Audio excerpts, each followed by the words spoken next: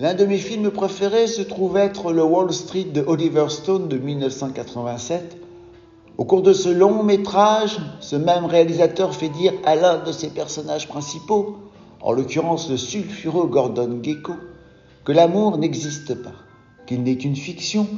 pour empêcher nombre d'entre nous, coincés dans autant d'existences trop pauvres en perspectives dignes de ce nom, de se jeter par la fenêtre.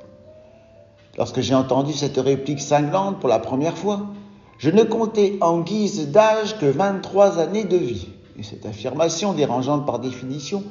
me saisit en usant pour se faire d'une sorte d'exactitude sous-jacente. Il me fallut une bonne décennie de plus pour mieux admettre les bonnes raisons de ce ressenti-là. D'abord, comme je l'ai écrit souvent, ceux que l'on dit aimer ne sont que ceux que l'on préfère parmi ces quelques-uns que nos interactions sociales nous offrent de rencontrer. Si vous associez cette donnée, qui ne peut être contestée, à ces exigences physiologiques, entre autres, touchant à ces nécessités que la reproduction requiert, l'espèce humaine, malgré son absence de nature, n'est pas étrangère à ses obligations, et ce n'est pas parce que l'immense majorité de nos rapports sexuels ne sont pas concernés par cet impératif visant toutes les autres races de ce monde, qui ne se manifeste pas pour autant en nous, même si à travers nos intentions à ce propos une inversion se constate, savoir que l'amour que nous faisons ne nous reproduit pas plus en priorité pour servir la cause de la vie, que nous nous reproduisons à travers ce même amour pour servir notre cause sur un plan plus existentiel qu'organique.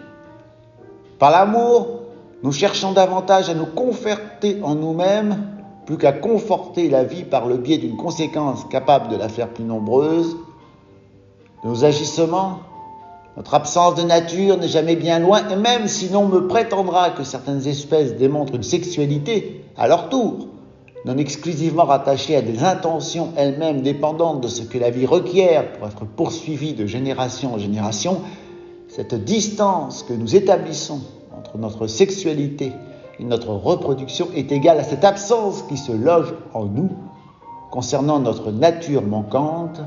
la distance étant par définition une absence se remarquant par le biais d'une autre formulation.